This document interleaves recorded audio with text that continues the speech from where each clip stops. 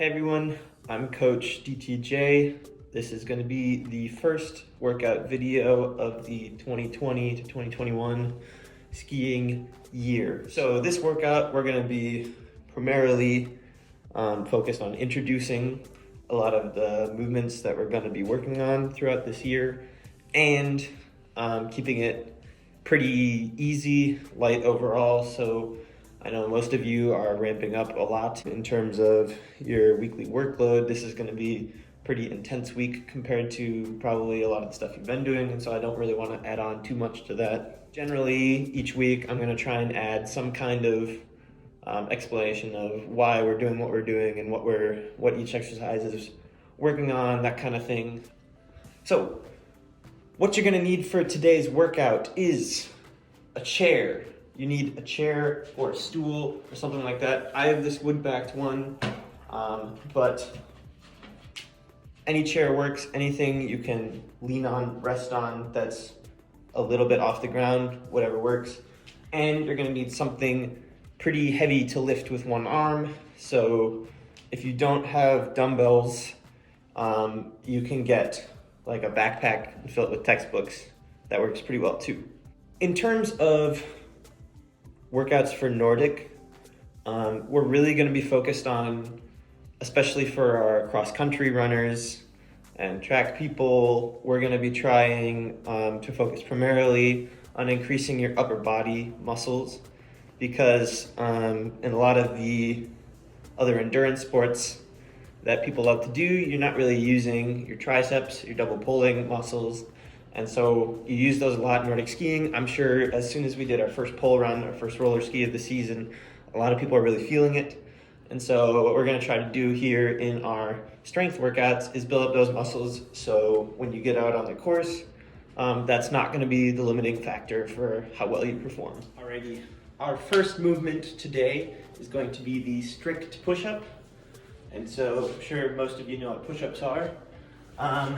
Push-ups primarily target your triceps, this muscle right here, which is really useful in double pulling. It's really the biggest muscle group that you're gonna feel daily. So strict push-ups, it looks like, again, push-up position, arms about a shoulder length apart, and you're gonna press down and up. And you're gonna really focus on keeping your elbows in, don't come out like this. And so first exercise is going to be 10 of those. Today's second exercise is going to be the bent over row. This one is going to primarily work your back muscles, back and shoulders, especially your lats. And so what we're going to do here is you're going to take your heavy thing. I got a dumbbell. Generally, it should be about the weight that you can maybe do 1 or 2 curls, but it's gonna be pretty difficult. And so for me, I got about 35 pounds here. And you're gonna take one hand, plant it on your chair or a stable position. You're gonna take your feet, plant them a little bit wider than shoulder width apart, and you're going to pull to your chest, the weight. And what you're really focused on is activating your back muscle right here. You should be pulling pretty much from there first, your shoulder activating first, rather than just pulling your arm up. And so you should really feel it in your back, engaging all the way up, pulling strictly from here first.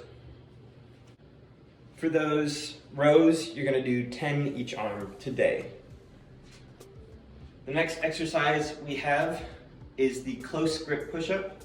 Much like the strict push-up, you're going to be using your arms to lower your body like this, keeping your elbows back and not out.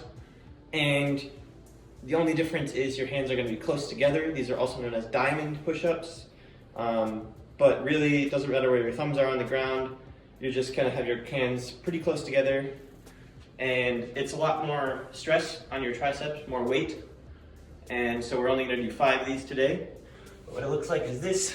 You plant your hands nice and close together under your chest,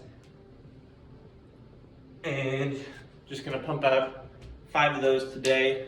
A little bit more difficult, but really focuses on your tricep. After that, we have something a little bit different. called the T, Y, and W raises. Now these focus on your deltoids, which are your shoulder muscles, that especially when you're doing the up motion on a pole, it's going to be working those muscles that lift your arms up. These kinds of things, these motions are what we're really targeting here with the T, Y, and W raises. Now what you're gonna do is you can either do these on the floor or on a chair. I prefer a chair because it lets me move a little bit more. But you're gonna lay down, you're gonna stick your arms out, and you're gonna lift.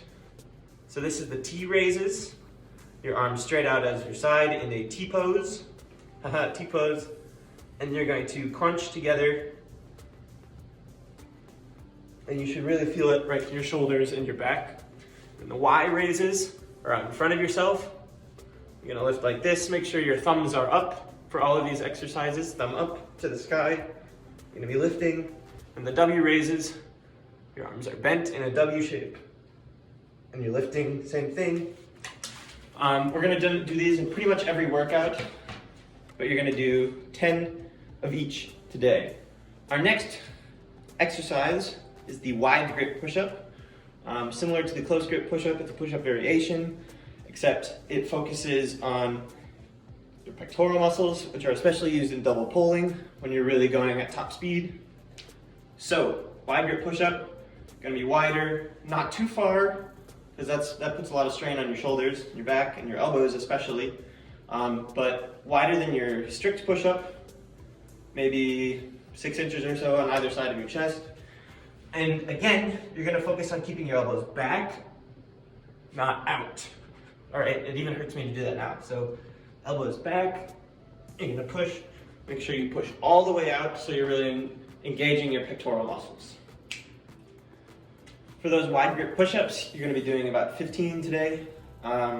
If you get tired before then, no worries. And for any of the push-ups, if you're finding it really difficult, really taxing on yourself, feel free to put your knees down. Feel free to go up on the edge of a chair. It takes a lot of weight off your muscles if you do it on the edge of a chair. And then if you're really struggling with the push-ups, feel free to just do a few less reps for all of them. Especially with our push-ups, we're gonna be doing a really high volume of push-ups this year because triceps are pretty much the #1 muscle group that we're gonna be focusing on here, especially for our pulling techniques. And yeah. Our next exercise that we're gonna talk about is the squat. Now I'm sure most people are familiar with squats, but really focus on getting down to at least parallel to the ground, if not a little lower. Now a lot of people's bodies are different, and for some people going all the way down in their squat means going to here. For some people they have to go all the way down here to get to the end of their squat. It's a little bit different, but as a general rule, make sure you're getting to at least parallel to the ground to engage your quads, which are really used on striding in both skate and classic skiing disciplines. It's your primary pushers in your legs, and obviously in skiing we use our legs a lot. Today I believe we're doing 25 squats, but again, for all of these, check the workout plan. Next exercise, we have power push-ups or clap push-ups, depending on what you're able to do. Basically, you're gonna go into the strict push-up form, and then you're gonna explode out of it, such that your body comes off the ground into the air, and then if you're able, you can clap. If you can't land a clap push-up safely, please don't hurt yourself, then just push really hard and catch yourself safely. So, power push-up, you're gonna come down, and then push off, and your hands should come off the ground a little bit. Clap push-up looks like this. Like that. You're gonna do just 5 of these today. Again, please be careful, don't hurt yourself. Really not looking to smash your face into the ground. But these power push-ups really work on your explosiveness, which helps a lot in your sprinting to be able to get that top gear just a little bit higher. Our next exercise is the lateral lunge. It looks like this. You're gonna start, lean out to the side, drop down, again to vertical, come back up, drop down to parallel to the ground, come back up, down, parallel to the ground, come back up, and you're gonna do 10 each leg. Now you can do these 10 like this, alternating, do all 10 on one side, or you can do like this, across and down, and alternate legs each time. Although, if you're alternating each time, make sure you're going down all the way to parallel to the ground. It's lower than you think, and that really engages not only your quads, but also some of these interior adduction muscles, which are really useful for skiing.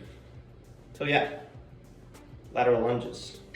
If you have a bar available to you, you can go and do some pull-ups, especially working on some of those lats. But yep, if you don't have a pull-up bar available to you, don't worry, that's what all the bent over rows are for. We'll definitely hit your lats at some point this year really hard. We'll have a lat day, it'll be very exciting. Finally, if and only if you have been working out your upper body for quite some time, feel free to do max push-ups. See how many you can do now at the start of the year, and then we'll do this as our last big workout. We'll also have some max push-ups.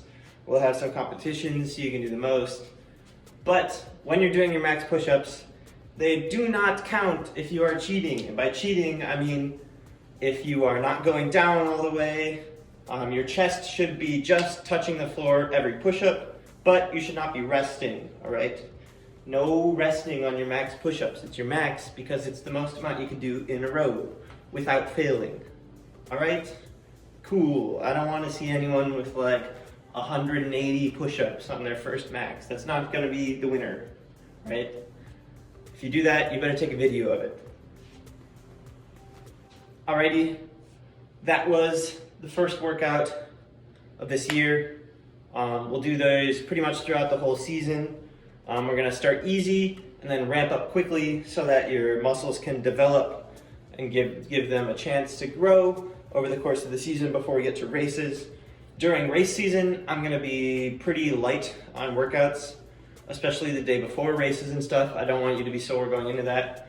But for non-race days, expect to be very sore after Wednesday and Friday workouts going into your Thursday and your Saturday workouts. Thursdays are going to be pretty tough intervals, and those should be a little bit harder given that you're going to be sore the previous day. But there's nothing like some good high movement the day after a good workout to keep the blood flowing and help with recovery. And there's nothing like a good long L1 to make sure everything's all nice. Over this year, Wednesdays are going to be pretty much arms focused, upper body. Fridays are going to be leg days. And if you're really overachieving, you can do some of these workouts multiple times over different weeks. Just make sure you're taking rest days in between your workouts, especially when it comes to strength training, kids. Don't overwork yourself. To finish it off, make sure you do core, and for these workout days, do core longer than you normally would. So if you normally do a minute for every exercise, do a minute and 30 seconds today. Push yourself. You should really feel it the next day. And then, of course, as always, after core, make sure you stretch. That's going to be it for me. Make sure to like, subscribe, comment, share, ring the bell, and happy workout.